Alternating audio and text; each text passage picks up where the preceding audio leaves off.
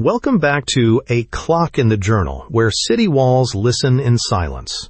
Tonight, a modest flat, a sudden tragedy, and neighbors who heard everything, yet understood nothing. Max Carrados listens to routine and repetition, and hears the truth hidden behind closed doors. A good many years ago, when chance brought Max Carrados and Louis Carlyle together again, and they renewed the friendship of their youth, the blind man's first inquiry had been a jesting, "Do you unearth many murders, Louis?" And the private detective's reply, a wholly serious, "No. Our business lies mostly on the conventional lines among defalcation and divorce." Since that day, Carlyle's business had increased beyond the fondest dreams of its creator. But defalcation and divorce still constituted the bulwarks of his prosperity. Yet from time to time a more sensational happening or a more romantic course raised a case above the commonplace, but none, it is safe to say, ever rivaled in public interest the remarkable crime which was destined to become labeled in the current press as the Holloway Flat Tragedy. It was Mr. Carlyle's rule to see all callers who sought his aid, for the very nature of their business precluded clients from willingly unbosoming themselves to members of his office staff. Afterwards, they might accept the discreet attention of tactful subordinates, but for the first impression Carlyle well knew the value of his sympathetic handshake, his crisply reassuring voice, his, if need be, humanly condoning eye, and his impeccably prosperous person and surroundings. Men and women, guilty and innocent alike, pouring out their stories, felt that at last they were really understood, and, to give Louis Carlyle his due, the deduction was generally fully justified. To the quiet Bampton Street establishment one September afternoon, there came a new client who gave the name of Polash and wished to see Mr. Carlyle in person. There was, as usual, no difficulty about that, and, looking up from his desk, Louis registered the impression of an inconspicuous man, somewhere in the 30s. He used spectacles, wore a mustache, and his clothes were a lounge suit of dark material, cut on the simple lines affected by the prudent man who reflects that he may be wearing that selfsame garment 2 or 3 seasons hence. There was a slight air of untidiness, or rather, perhaps, an absence of spruceness in any detail, about his general appearance, and the experienced observer put him down as a middle-class worker in any of the clerical, lower professional, or non-manual walks of life. "Now, Mr. Polash, sit down and tell me what I can do for you," said Carlyle when they had shaken hands, a right to which the astute gentleman attached no slight importance and invariably offered. "Some trouble or little difficulty, I suppose, But first let me get you name right and have your address for reference." "You can rely on this, Mr. Polash." The inclination of Mr. Carlyle's head and the arrest of his lifted pen were undeniably impressive. "Every word you utter is strictly confidential." "Oh, that'll be all right, I'm sure," said the visitor carelessly. "It is rather out of the way all the same, and at first—" "The name?" insinuated Mr. Carlyle persuasively. "Albert Henry Polash, P-O-L-E-A-S-H, 12 Meriden House, Sturgrove Road, Holloway." "Thank you. Now, if you will." "Of course, I could tell you in a dozen words, but I expect you'd need to know the circumstances, so perhaps I may as well begin where I think you'll understand it best from." "By all means," assented Mr. Carlyle heartily. "By all means, in your own words, and exactly as it occurs to you. I'm entirely at your service, so don't feel hurried." "Do you care?" The production of a plain gold case completed the inquiry.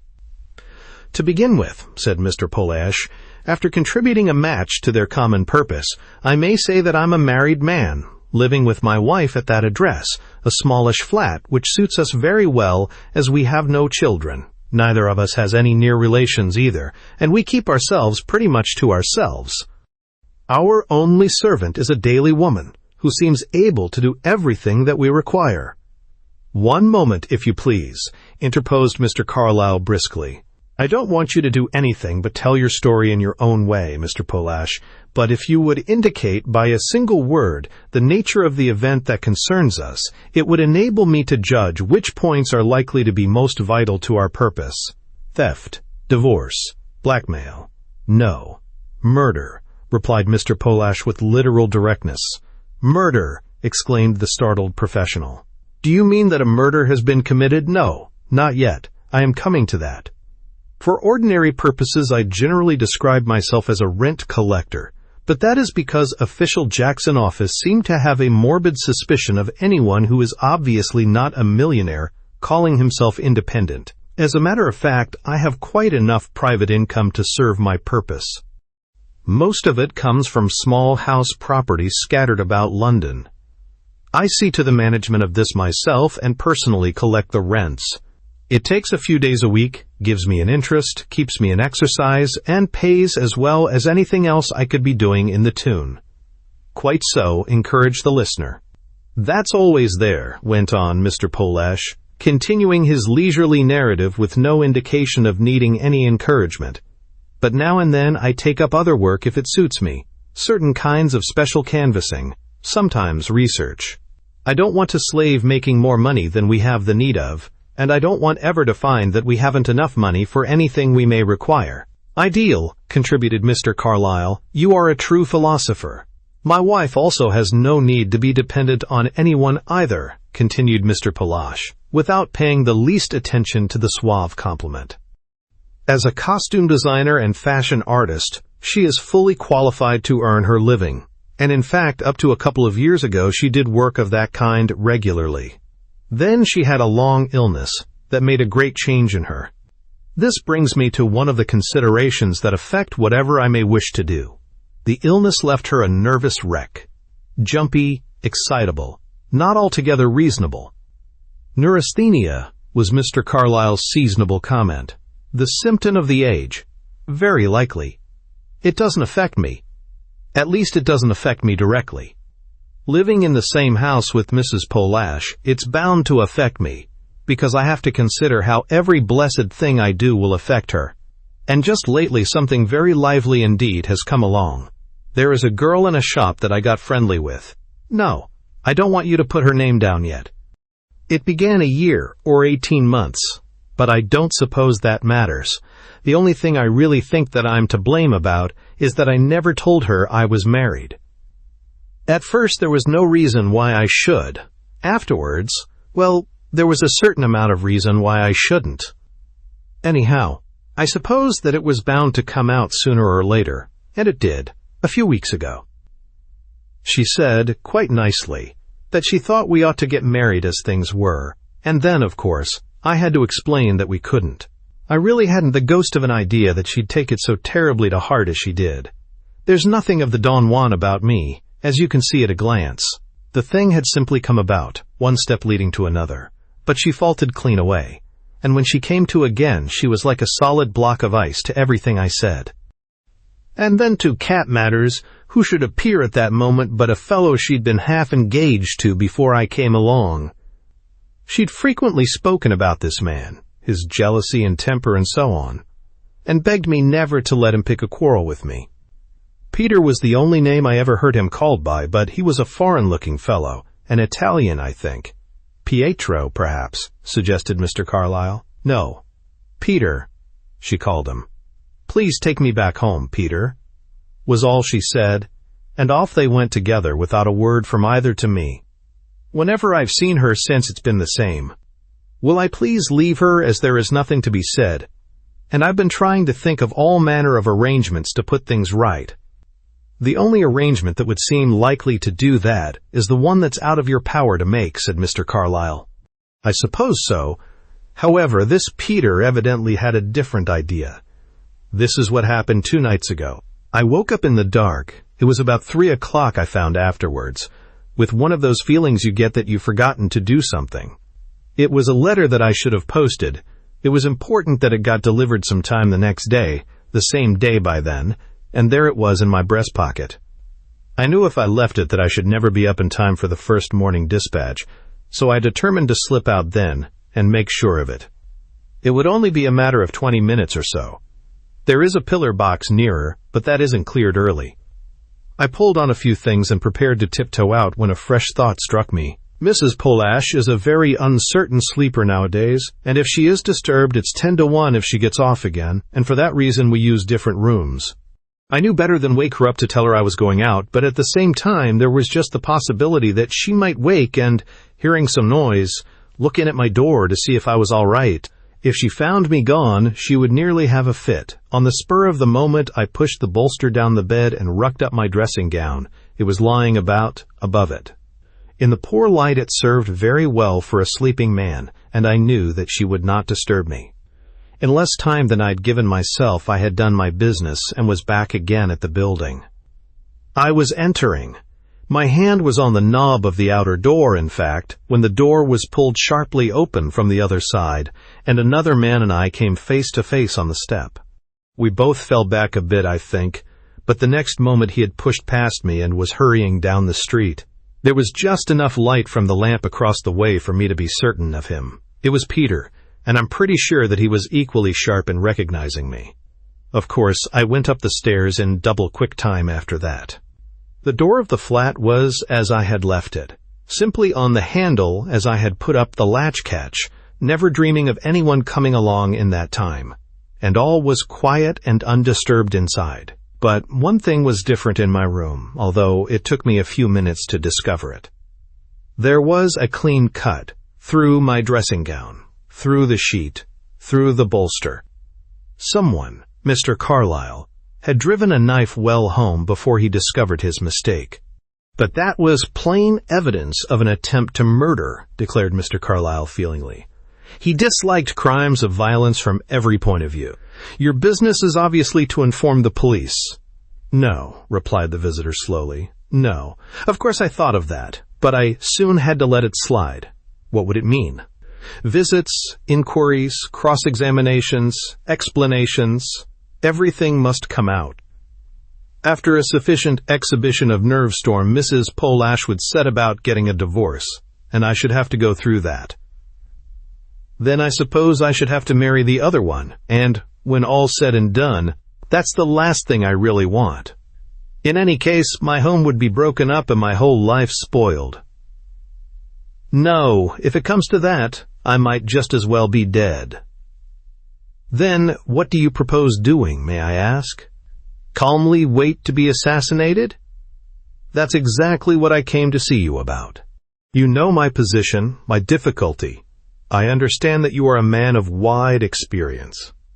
Putting aside the police and certain publicity, what should you advise? Well, admitted the expert, it's rather a formidable handicap, but we will do the best for you that is to be done. Can you indicate exactly what you want?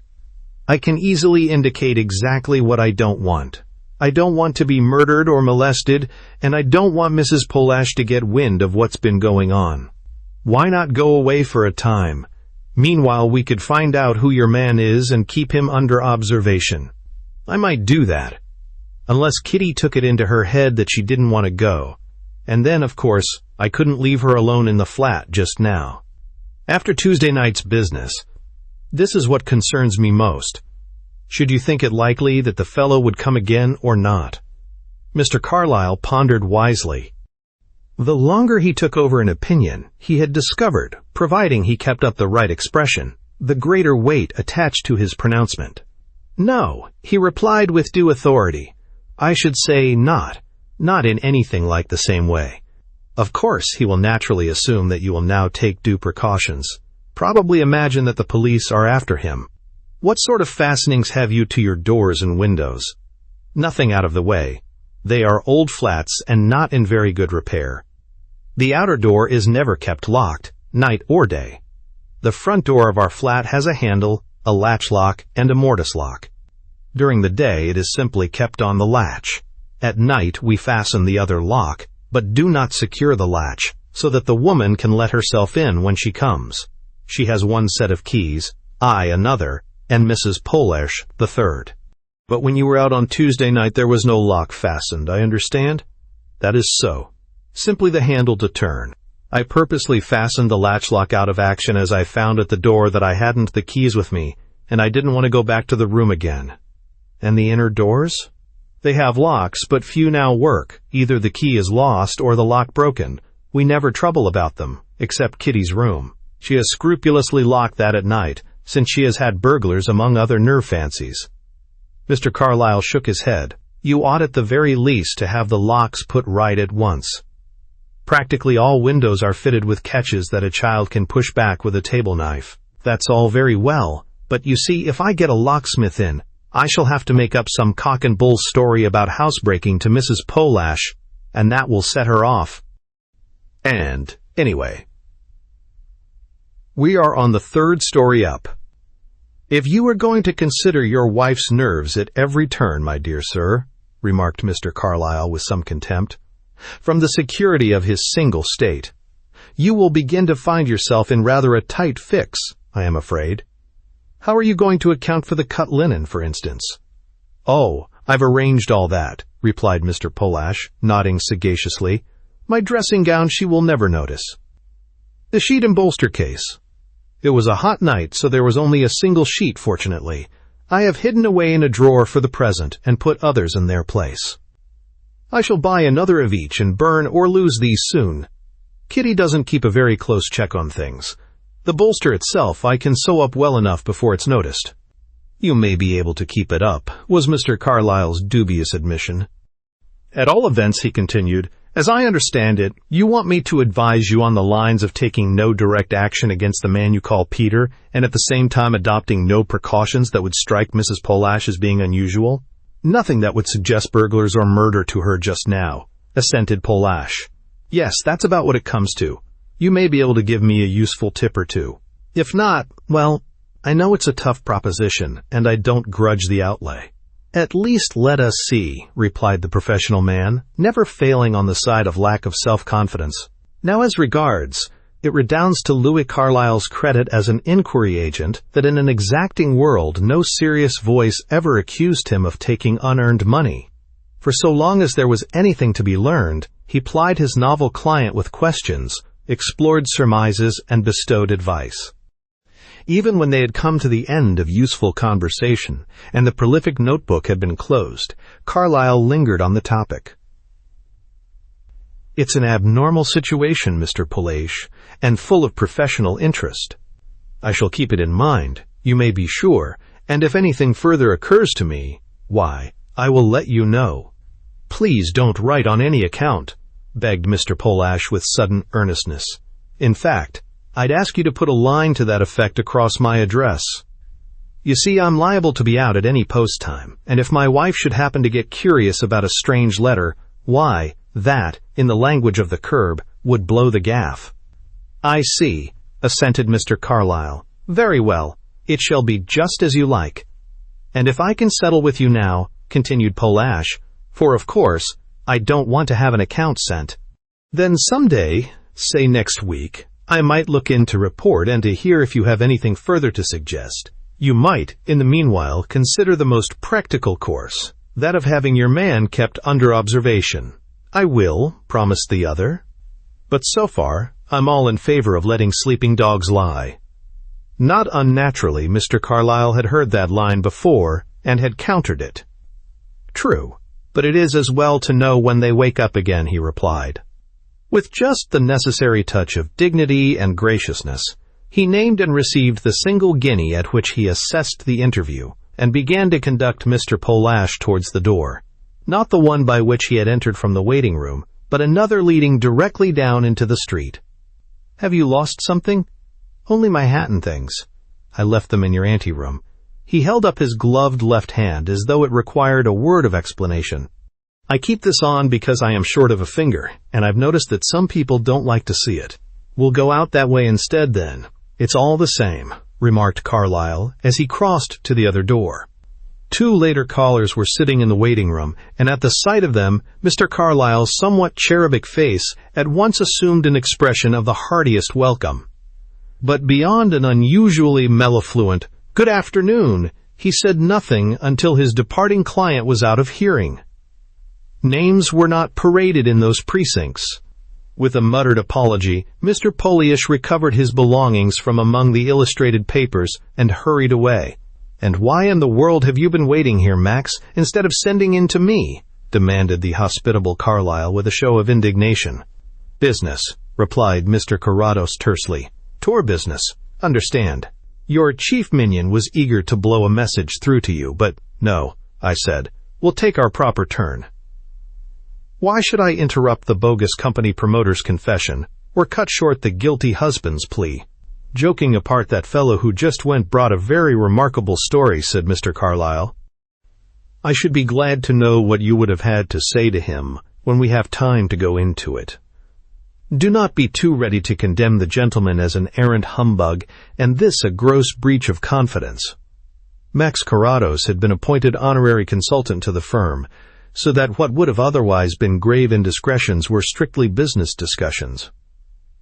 In the meantime, the suggestion is that you haven't taken a half-day off lately, and that Monday morning is a convenient time. Generous man, what is happening on Monday morning, then? Something rather surprising in wireless at the Imperial Salon, 10 to 12:30. I know it's the sort of thing you'll be interested in, and I have 2 tickets and want someone fairly intelligent to go with. An ideal chain of circumstances, rippled Mr. Carlyle. I shall endeavor to earn the price of my seat. I am sure you will succeed, retorted Carrados. By the way, it's free. To a strain of this intellectual horseplay, the arrangements for their meeting were made, and that having been the only reason for the call, Mr. Carrados departed under Parkinson's watchful escort. In due course, the wireless demonstration took place, but, although an invention then for the first time shown bore no small part in one of the blind man's subsequent cases, it is unnecessary to accompany them inside the hall, for, with the enigma centering in Mr. Polash, that event had no connection. It is only touched upon as bringing Carrados and his friend together at that hour, for as they walked along Pall Mall after lunching, Mr. Carlyle suddenly gave a whistle of misgiving and surprise and stopped a hurrying newsboy.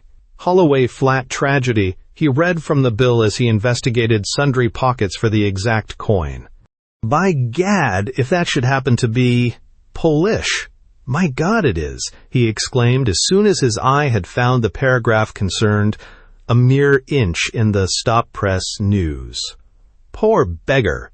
Chick, chick! His clicking tongue expressed disapproval and regret. He ought to have known better after what had happened. It was madness. I wonder what he actually did. Your remarkable caller of last Thursday, Louis? Yes, but how do you come to know? A trifling indiscretion on his part, with a carelessness that must be rare among your clients, I should say. Mr. Polash dropped one of his cards under the table in your writing room, where the conscientious Parkinson discovered it. Well, the unfortunate chap doesn't need cards now. Listen, Max. North London tragedy. Early this morning, a charwoman going to a flat in Meriden House, Holloway, made a gruesome discovery. Becoming suspicious at the untouched milk and newspapers, she looked into a bedroom and there found the occupier, a Mr. Polash, dead in bed. He had received shocking injuries, and everything points to deliberate murder. Mrs. Polash is understood to be away on a holiday in Devonshire.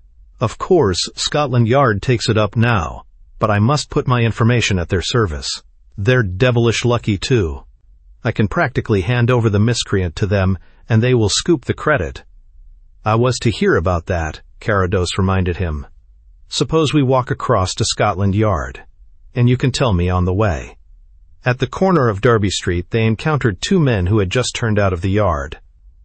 The elder had the appearance of being a shrewd farmer, showing his likely son the sights of London, and keeping a wide-awake eye for its notorious pitfalls. To pursue appearances a step farther, they might even have been calling to recover the impressive umbrella that the senior carried. Beadle, dropped Mr. Carlyle beneath his breath, but his friend was already smiling recognition. The very man, said Carrados genially. I'll wager you can tell us something about the Polash arrangements, Inspector. The 2 plainclothes men exchanged amused glances. I can tell you this much, Mr. Carrados, replied Inspector Beadle, in unusually good spirits. My nephew George here is going to do the work, and I'm going to look after the bouquets at the finish. We're on our way there now. Couldn't be better, said the blind man. Perhaps you wouldn't mind us going up there with you? Very pleased, replied Beadle. We were making for the station. "You may as well help to fill our taxi," suggested Carrados. "Mr. Carlyle may have something to tell you on the way." On the whole, Mr. Carlyle would have preferred to make his disclosure to headquarters, but the convenience of the arrangement was not to be denied, and with a keen appreciation of the astonishing piece of luck, Bedell and George heard the story of the inquiry agent's client. "It looks like being simply a matter of finding this girl, if the conditions up there bear out his tale," remarked George, between satisfaction at so veritable a clue and a doubt whether he would not have preferred a more complicated case. "Did you happen to get her name and address, sir?" "No," admitted Mr. Carlyle with a slight aloofness. "It did not arise." Pollash was naturally reluctant to bring in the lady more than he need, and I did not press him. "Makes no odds," conceded George generously. Shopgirl kept company with a foreigner known as Peter. Even without anything else, there ought to be no difficulty in finding her. Sturgrove Road was not deserted, and there was a rapid concentration about the door of Meriden House to see the techs arrive.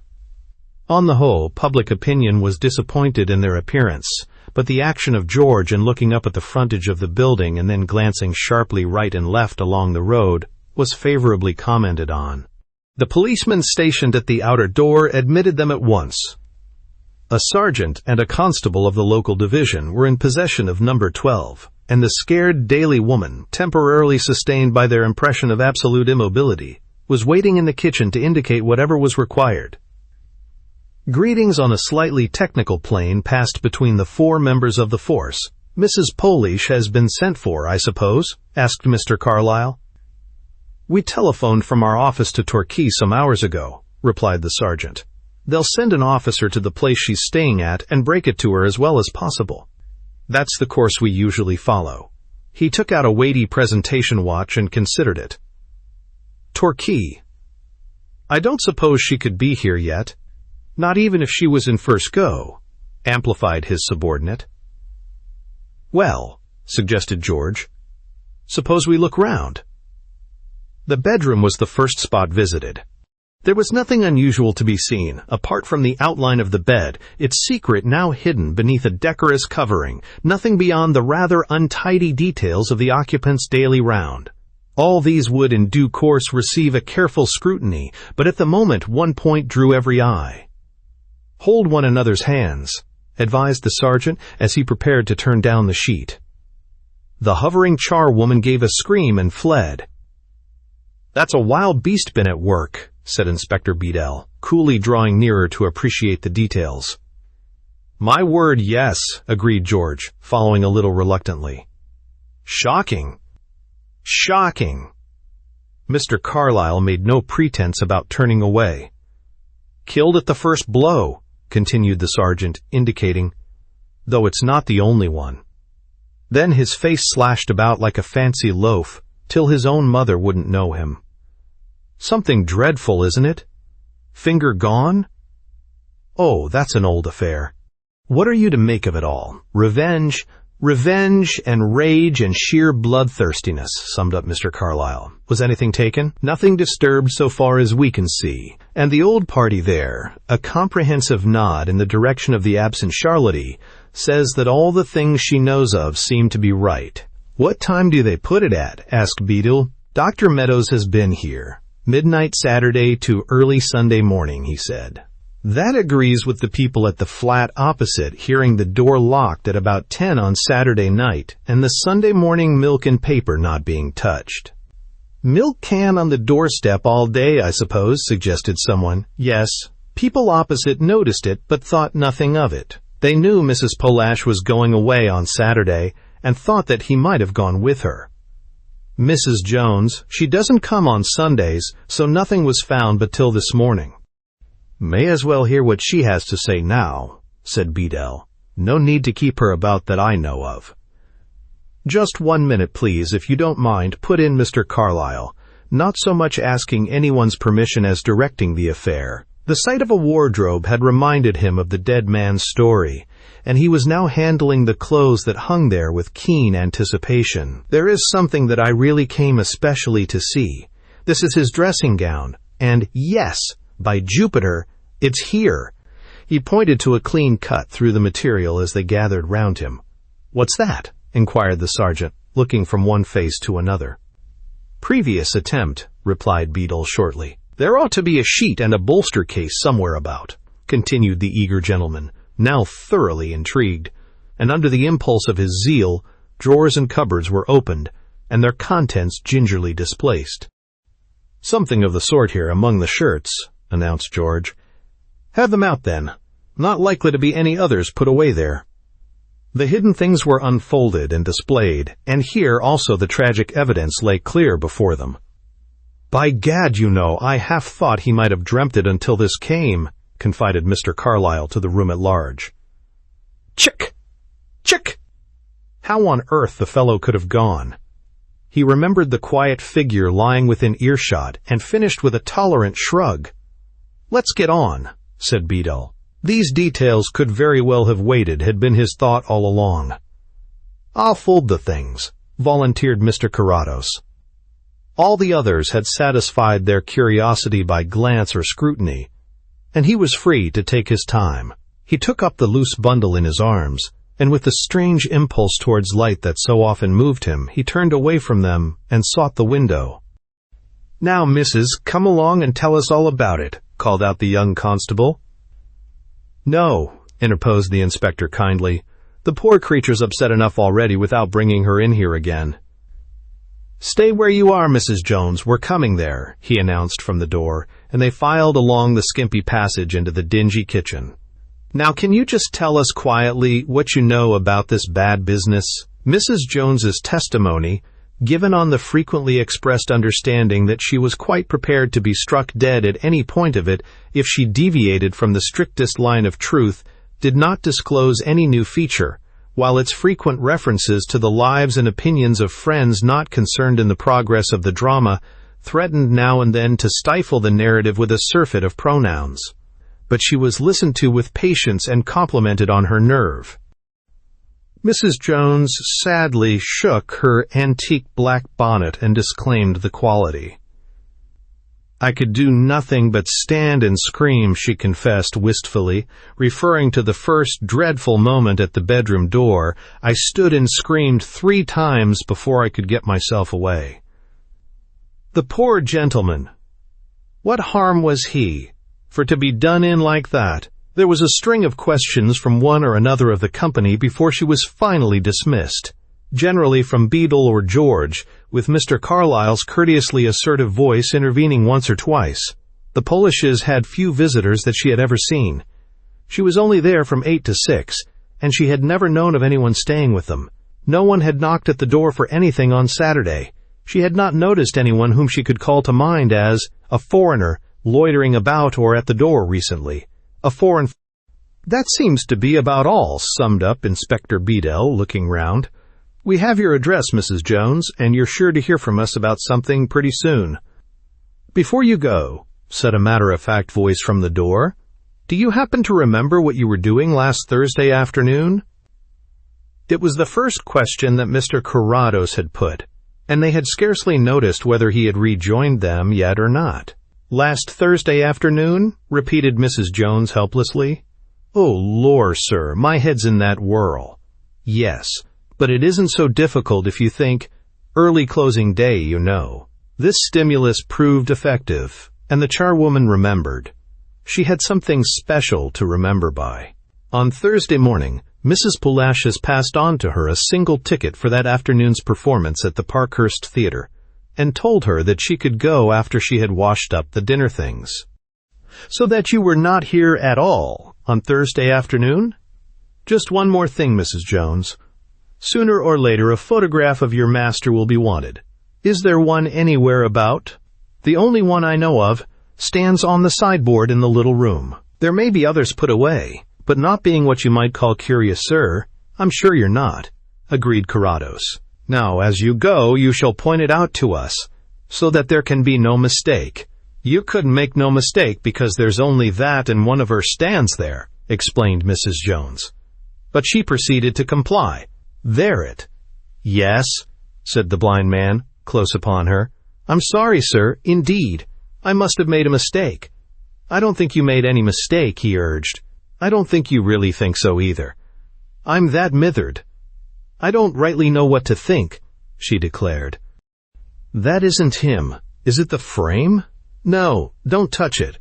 That might be unlucky, you know, but you can remember that. It's the frame, right enough.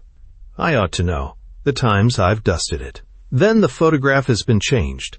There's nothing unlikely in that. When was the last time that you noticed the other one there?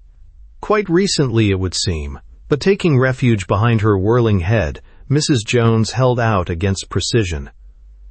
It might have been Friday, or it might have been Saturday. Carrados forbore to press her more exactly, and she departed, sustained by the advice of authority that she should have nothing to say to nobody, under the excuse, if need be, that she had answered enough questions already for one day. While we are here, said the sergeant, they were still in the little room, the only one that looked out on the front. You might as well see where he got in. He went to the window and indicated certain marks on the wood and stonework. We found the lower sash still a few inches up when we came. Went the same way as he came, I suppose, suggested George. Must have done. All the keys are accounted for, and Mrs. Jones found the front door locked as usual. And why not? Why shouldn't he? There's the balcony, and you hardly have to lean out to see the stairway window, not a yard away. Why, it's as easy as ring-a-roses. Might have been made for it. Tsk, tsk, fumed Mr. Carlyle unhappily, after what I said. And not one of the locks has been seen too? Locks? Echoed the young policeman, appearing that moment at the door. Why, here is a chap with tools, says he's come to repair and fit the locks. Well, if this isn't the fair Nephis Ultra, articulated the sergeant. However, show him in, lad. The locksmith, looking scarcely less alarmed than if he had fallen into a den of thieves, had a very short and simple tale to tell. His shop was in the Seven Sisters Road, and on Friday afternoon a gentleman had called there and arranged with him to come on Monday and repair some locks. He had given the name of Polash and that address. The man knew nothing of what had taken place and had come as fixed. "It's a pity you didn't happen to make it Saturday, Mr. Hipwaite," said Inspector Beadle, as he took a note of this new evidence. "It might, I don't say it would, but it might, have prevented murder being done." "But that's the very thing I was not to do," declared Hipwaite with some warmth. "Don't come on Saturday because the wife is very nervous, and if she thinks burglars are about she'll have a fit," he said, those very words. "She'll be away on Monday, and then by the time she comes back she mayn't notice." Was I likely to come on Saturday? Plainly he was not. "That's all right," it was conceded, "but there's nothing in your line doing today." So Mr. Hipwaite departed, more than half persuaded that he had been hardly used, and not in the least mollified by being concerned in so notable a tragedy.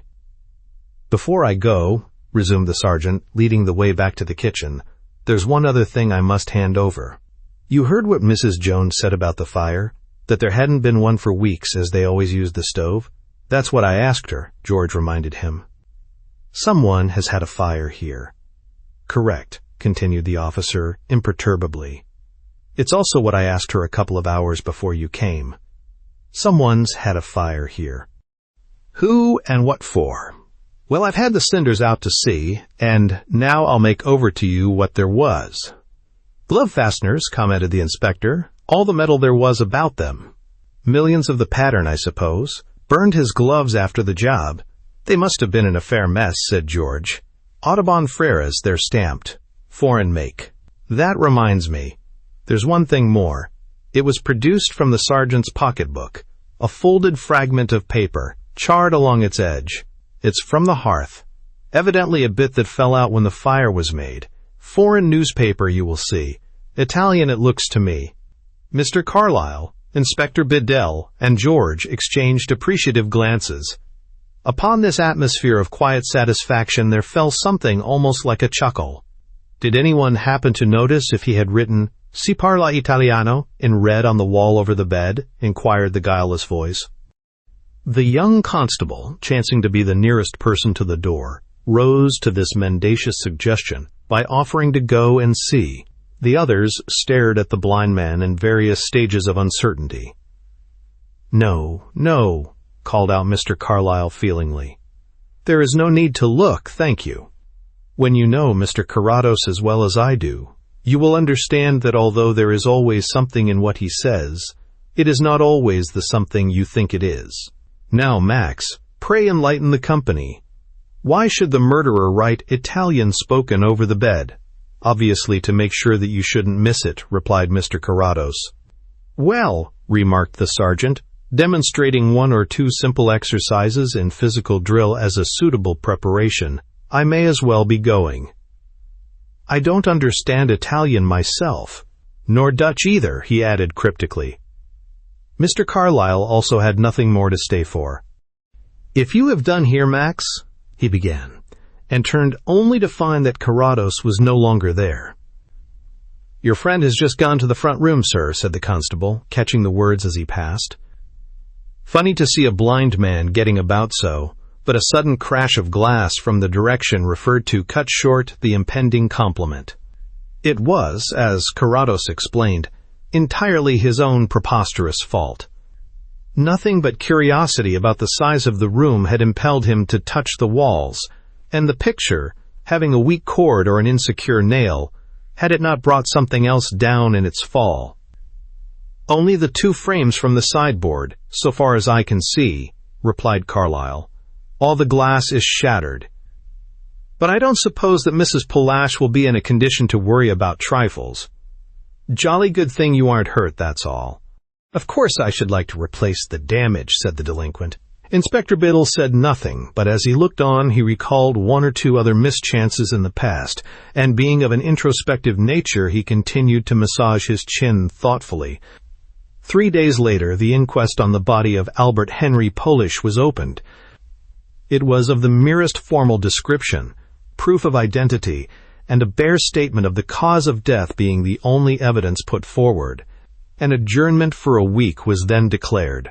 At the resumed inquiry, the story of Polash's death was taken forward, and the newspaper reader for the first time was encouraged to see in it the promise of a first-class popular sensation. Lewis Carlyle related the episode of his unexpected client. Corroboration of that wildly romantic story was forthcoming from many sides. Mr. Hipwaite carried the drama 2 days later by describing the dead man's visit to his shop, the order to repair the locks, and his own futile journey to the flat. Mrs. Jones, skillfully piloted among dates and details, was in evidence as the discoverer of the body. 2 doctors, a private practitioner called hurriedly in at the first alarm, and the divisional surgeon, agreed on all essential points, and the police efficiently bridged the narration at one stage and another, and contrived to present a faithful survey of the tragedy. But the most arresting figure of the day, though her evidence was of very slight account, and mainly negative, was the unhappy widow. As she moved into the witness box, a wan, graceful creature in her unaccustomed but, it may be said, not unattractive crepe, a rustle of compassion stirred the court, and Mr. Carlyle, who had come prejudiced against her as an automatic reflex of his client's fate, chirruped sympathy. Mrs. Polash gave her testimony in a low voice, not particularly attractive in its tone, and she looked straight before her with eyes neither downcast nor wandering. Her name, she said, was Catherine Polash, her age 29. She knew nothing of the tragedy, having been in Torquay at the time. She had gone there on the Saturday afternoon, her husband seeing her off from Paddington. Their relationship was perfectly friendly, but not demonstrative. Her husband was a considerate but rather reserved man with no especial interests. Up to 2 years ago she had been accustomed to earn her own living, but a nervous breakdown had interfered with her capacity for work. It was on account of that illness that she had generally occupied a separate bedroom. It had left her nervous in many ways, but she was surprised to hear that she should have been described as exacting or ill-tempered. Not wholly reasonable and excitable were the precise terms used, I think, put in Mr. Carlyle gallantly. "It's much the same," she replied apathetically. Continuing, she had no knowledge at all of any intrigue between her husband and a shop girl, such as had been referred to, nor had she ever heard of the man Peter, either by name or as an Italian. She could not suggest in what quarter of London the shop in question was likely to be, as the deceased was accustomed to go about a good deal. The police already had a list of the various properties he owned. At the conclusion of her evidence, Mrs. Police seemed to be on the point of fainting and had to be assisted out. There was nothing to be gained by a further adjournment. The cause of death, the real issue before that court, was reasonably clear. The jury brought in a verdict of willful murder against some person or persons unknown. Before the reporters left, the police asked that the press should circulate a request for anyone having knowledge of a shop assistant who had been friendly with a foreigner known as Peter or Pietro, or with a man answering to Mr. Polash's description, to communicate with them either at New Scotland Yard or to any local station. The press promised to comply and offered to publish photographs of Mr. Polash as a means towards that end, only to learn that no photograph possessing identification value could be found. So began the memorable paper chase for an extremely nebulous shop assistant and a foreigner whose description began and ended with the sobriquet, Peter the Italian. "I was wondering if you or Inspector Bedell would come round one day to see me," said Mr. Carrados, as George was shown into the study at the turrets. 2 full weeks had elapsed since the conclusion of the inquest, and the newspaper value of the Holloway Flat Tragedy had sunk from a column opposite the leader page to a 6-line fill-up beneath, Home and General. "Your uncle used often to drop in to entertain me with the progress of his cases. That wasn't his way of looking at it, Mr. Carrados. He used to say that when it came to seeing through a brick wall you were, well, hell." "Curious," remarked Mr. Carrados. I don't remember ever hearing Inspector Beadle make use of that precise expression. George went a trifle red and laughed to demonstrate his self-possession. "Well, perhaps I dropped a word of my own in by accident," he said, "but that was what he meant, in a complimentary sense, of course. As a matter of fact, it was on his advice that I ventured to trouble you now." "Not trouble," protested the blind man, ever responsive to the least touch of diffidence. "That's another word the inspector wouldn't use about me, I'm sure." "You're very kind," said George, accepting a cigarette, "and as I had to come this way to see another—" "Oh, my lord, another! Shop girl, why, I thought—" "Ah, how is the case going?" "It's no go, Mr. Carrados. We've seen thousands of shop girls and hundreds of Italian Peters." "I'm beginning to think," said the visitor, watching Mr. Carrados's face as he propounded the astonishing heresy, "that there is no such person." "Yes," replied Carrados, unmoved. "It is always as well to look beyond the obvious, isn't it? What does the inspector say?" "He says I should like to know what Mr. Carrados really meant by Italian spoken, and what he really did when he smashed that picture." Carrados laughed his appreciation, as he seemed actually to watch the blue smoke curling upwards. "How easy it is to give a straightforward answer when a plain question is asked," he replied. "By si parla Italiano, I ventured to insinuate my own private opinion that there was no Italian Peter. When I broke the picture, I tried to obtain some definite evidence of someone there was." George waited in the hope of this theme developing, but his host seemed to consider that he had said all that was necessary, and it is difficult to lead on a man into disclosures when you cannot fix him with your eye. "Polash may have been mistaken himself," he continued tentatively, "or he may have purposely misled Mr. Carlyle on details, with the idea of getting his advice, but not entirely trusting him to the full extent." "He may," admitted the placid smoker. "One thing I can't understand is however the man set about keeping company with a girl without spending more on her than he seems to have done. We found a small pocket diary that he entered his current expenses in, and there isn't a single item for chocolates, flowers, theaters, or anything of that sort." "A diary?" "Oh, he didn't keep a diary, only entered cash and rents received and so on. Here it is, if you care to examine it." "Thank you, I should." "I wonder what our friend Carlyle charged for the consultation." "I don't remember seeing that," admitted George, referring to the pages. "Thursday, the 3rd, wasn't it?" "No, curiously enough, that doesn't appear." "I wonder if he never put down any of these what you might call questionable items for fear of Mrs. Polash seeing." "Not unnaturally," agreed Carrados. You found nothing else of interest then? No addresses or new names? Nothing at all. Oh, that page you've got is only his memorandum of sizes and numbers and so on. Yes, quite a useful habit, isn't it? The long, vibrant fingers touched off line after line without a pause or stumble. When he made this handy list, Albert Henry Polash little thought. Boots, size 9. Hat, size 7 1/8. Collars, size 16. Gloves, size 8 3/4. Watch, number 31,903. Weight, 11th. 81 BS. There we have the man. Ex pede Herculum, as the motto has it. Only in this case, of course, the hat and gloves are more useful. Very true, sir, said George, whose instinct was to keep a knowing front on all occasions. When Parkinson was summoned to the room some time later, he found his master there alone. Every light was blazing on, and sitting at his desk, Mr. Carrados confronted a single sheet of paper. With his trained acuteness for the minutiae of every new condition, Parkinson immediately took mental photographs of the sheet of paper with its slim written column, of the position and appearance of the chair George had used, of the number and placing of cigarette ends and matches, of all the details connected with the tray and contents, and of a few other matters.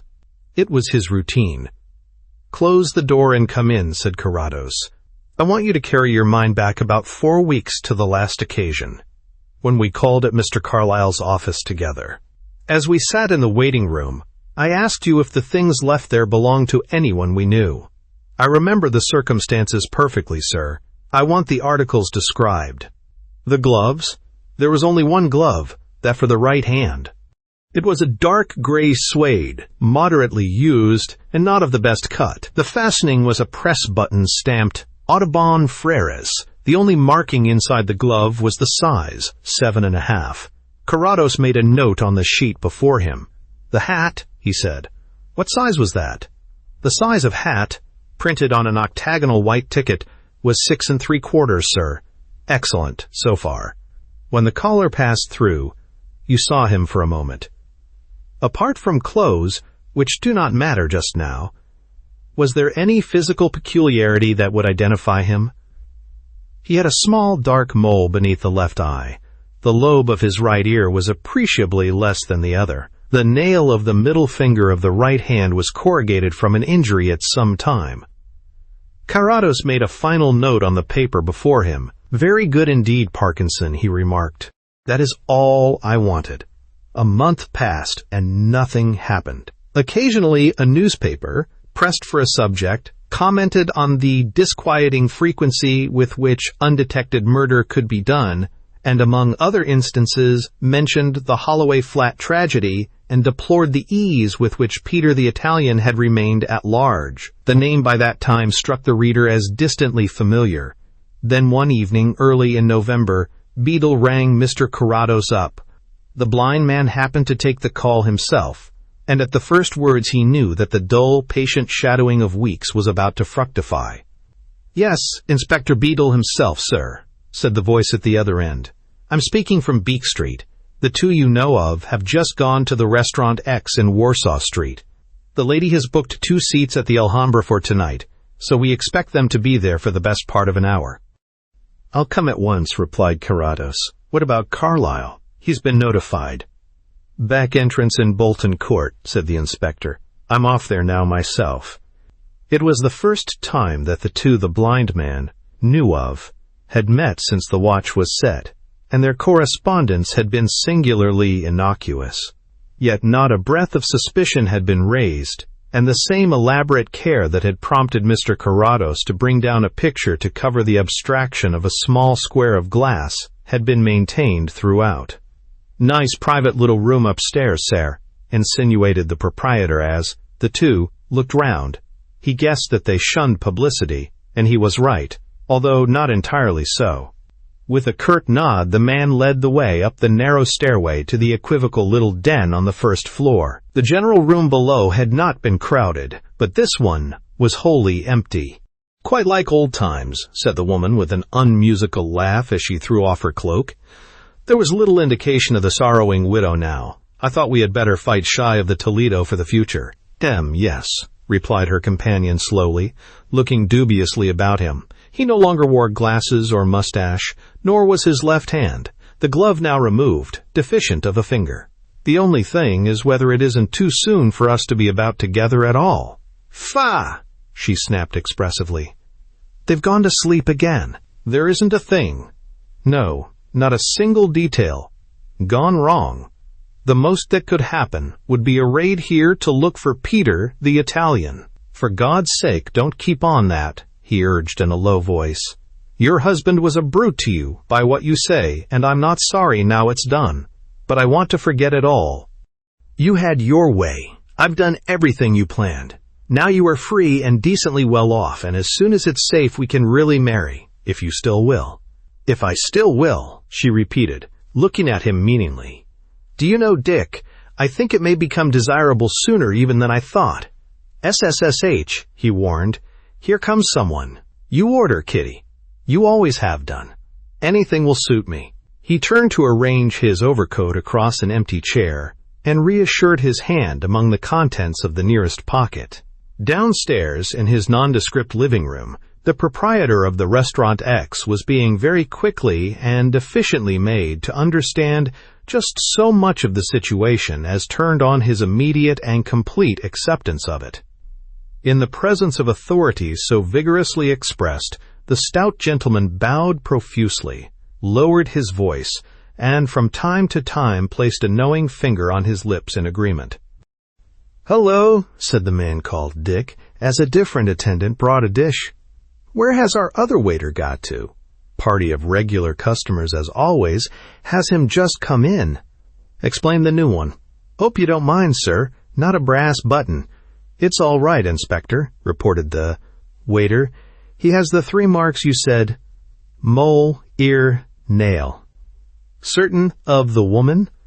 "Mrs. Polash, sure as snow." "Any reference to it?" "Don't think so while I'm about." "Drama just now. Has his little gun handy. Take this in now. Leave the door open and see if you can make him talk up. If you 2 gentlemen will step just across there, I think you'll be able to hear." Carrados smiled as he proceeded to comply. "I have already heard," he said. "It is the voice of the man who called on Mr. Carlyle on September the 3rd. "I think it is the voice," admitted Mr. Carlyle when he had tiptoed back again. "I really think so, but after 2 months I should not be prepared to swear." "He is the man," repeated Carrados deliberately. Inspector Beadle, clinking something quietly in his pocket, nodded to his waiter. "Morgan follows you in with the coffee," he said. "Put it down on the table, Morgan, and stand beside the woman. Call me as soon as you have him." It was the suite that the first waiter was to take, and with it there was a sauce. It was not exactly overturned, but there was an awkward movement and a few drops were splashed. With a clumsy apology, the waiter, napkin in hand, leaned across the customer to remove a spot that marked his coat sleeve. "Here!" exclaimed the startled man. "What the devil are you up to?" It was too late. Speech was the only thing left to him then. His wrists were already held in a trained, relentless grasp. He was pressed helplessly back into his chair at the first movement of resistance. Kitty Polash rose from her seat with a dreadful coldness round her heart, felt a hand upon her shoulder, cast one fearful glance round, and sank down upon her chair again. Before another word was spoken, Inspector Beadle had appeared, and the grip of bone and muscle on the straining wrists was changed to one of steel. Less than 30 seconds bridged the whole astonishing transformation.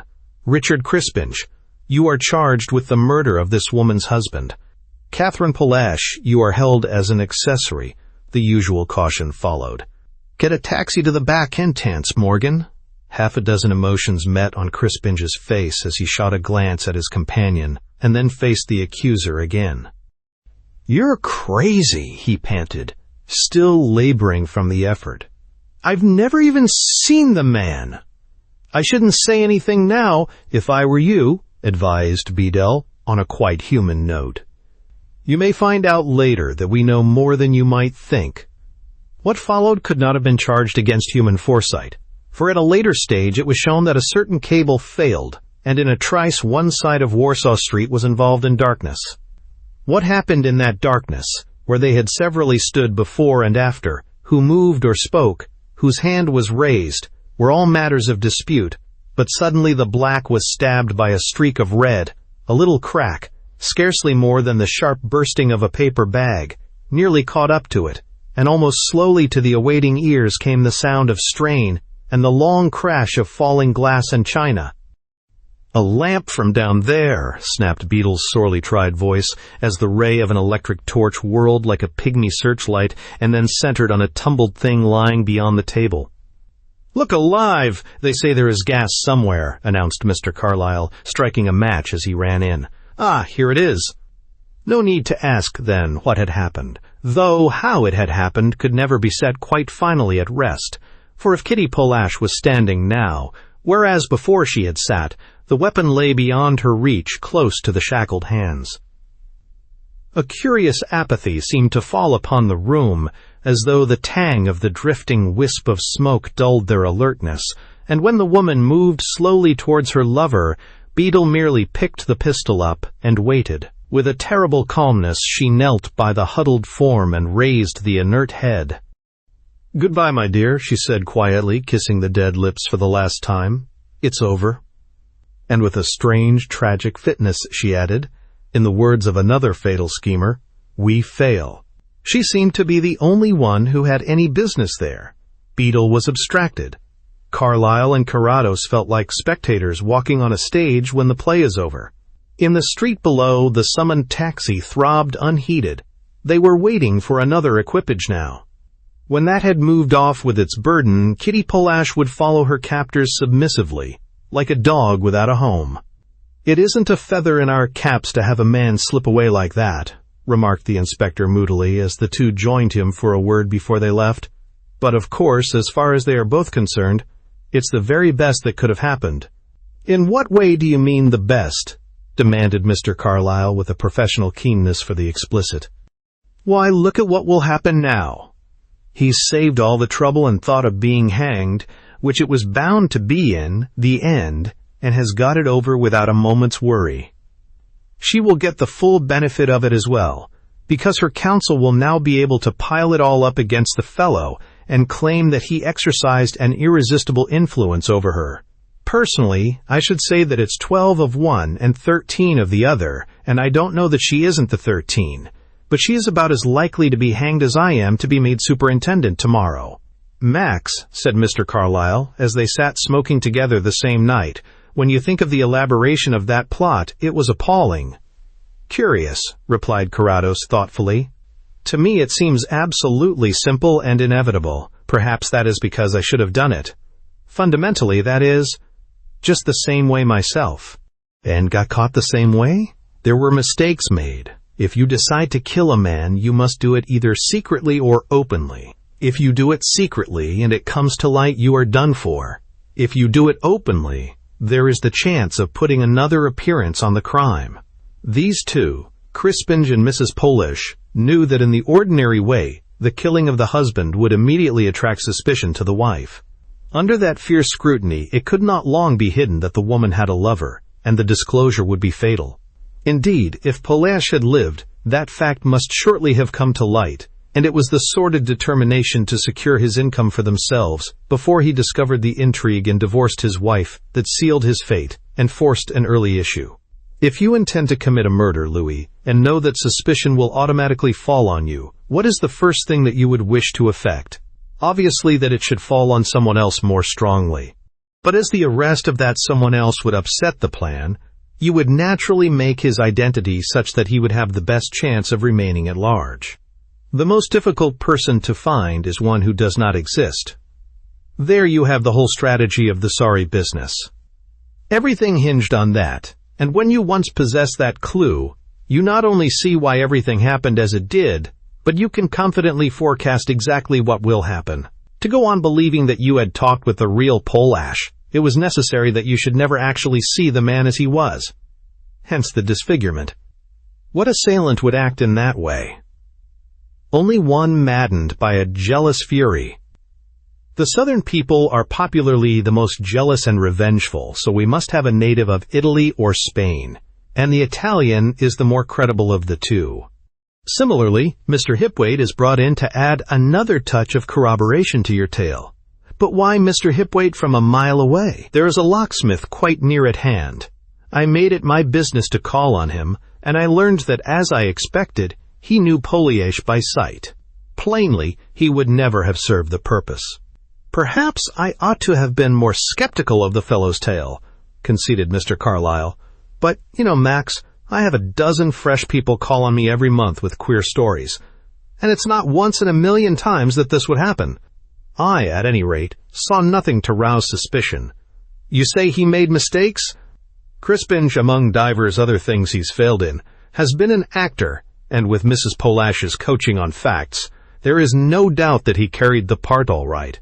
Being wise after the event, we may say that he overstressed the need of secrecy. The idea of the previous attack, designed, of course, to throw irrefutable evidence into the scales, was too pronounced. Something slighter would have served better. Personally, I think it was excess of caution to send Mrs. Jones out on the Thursday afternoon. She could have been relied upon to be too mithered for her recollections to carry any weight. It was necessary to destroy the only reliable photograph of Polash, but the risk ought to have been taken of burning it before she went off to establish her unassailable alibi, and not leaving it for her accomplice to do. In the event, by handling the frame after he had burned his gloves, Crispinge furnished us with the solitary fingerprint that linked up his identity. He had been convicted then, blackmail 6 years ago, and other things before. A mixture of weakness and violence, he has always gravitated towards women for support. But the great mistake, the vital oversight, the alarm signal to my perceptions. Yes? Well, I should really hardly like to mention it to anyone but you. The sheet and the bolster case that so convincingly turned up to clinch your client's tale once and for all demolished it. They had never been on Polash's bed, believe me, Louis. What a natural thing for the woman to take them from her own, and yet how fatal. I sensed that damning fact as soon as I had them in my hands, and in a trice the whole fabric of deception so ingeniously contrived came down in ruins. Nothing could ever retrieve that simple, deadly blunder.